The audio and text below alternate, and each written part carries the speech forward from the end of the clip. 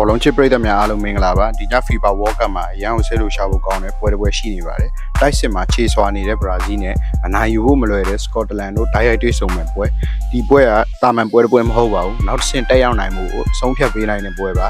ကျွန်တော်တို့ Group C ကိုကြည့်လိုက်မယ်ဆိုရင်ဘရာဇီးကဟေတီကို 3-0 နဲ့အနိုင်ယူပြီးယုံကြည်မှုအပြည့်နဲ့လာနေတယ်စကော့တလန်ကတော့ဟေဇီကို 1-0 နဲ့နိုင်ထားပေမဲ့မော်ရိုကို 1-0 နဲ့ပဲပြန်ရှုံးထားတယ်ဒါကြောင့်ဒီပွဲကစကော့တလန်အတွက်နောက်စစ်ကိုတက်ချင်နိုင်ကိုနိုင်မရမယ်ပွဲတစ်ပွဲပါ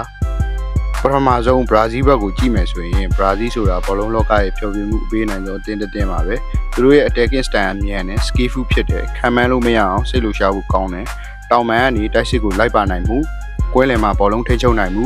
ပြီးတော့တိုက်စစ်ရဲ့အဆုံးသတ်ပိုင်းအဲ့လိုအချက်လက်တွေကြောင့်စကော့တလန်ခံစစ်ကိုအခက်တွေ့စေနိုင်ပါတယ်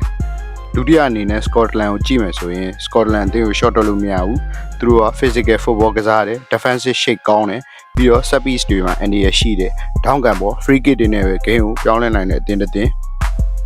စောင့်ကြည့်ရမယ့်အချက်တွေကတော့ဒန်ယာကနေတက်တာလာတဲ့နေမာဂျူနီယာဒီပွဲမှာပြန်ပါလာနိုင်မလားဆိုတာစောင့်ကြည့်ရမယ်ဒါမှမဟုတ်ဘရာဇီးဘက်ကဒရက်ဇက်တိုက်စစ်ဆင်နိုင်မလားစကော့တလန်ကကောင်းတာအတက်နဲ့ပြန်ကစားမလားဆိုတာစောင့်ကြည့်ရအောင်ပါ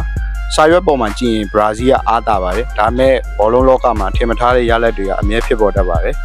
ဂိုးကိုခံမှန်းရရင်တော့ဘရာဇီး2စကော့တလန်0ဒါမှမဟုတ်ဘရာဇီး2စကော့တလန်1နဲ့ပဲဘရာဇီးနိုင်သွားနိုင်တယ်ဒီပွဲကဘောလုံးချစ်ပရိသတ်တွေအတွက်လက်လွတ်မခံသင့်တဲ့ပွဲတစ်ပွဲပါဘယ်အသင်းကအနိုင်ရသွားမလဲဆိုတာကိုခံမှန်းသွားခဲ့ပါဦးကျွန်တော်တို့ channel လေးမှာကမ္ဘာဖလားပွဲတွေကိုနေ့စဉ်တင်ဆက်ပေးနေရမို့လို့ like နဲ့ subscribe လုပ်ထားဖို့မမေ့နဲ့เนาะနောက်ဗီဒီယိုတွေမှာပြန်တွေ့ပါမယ်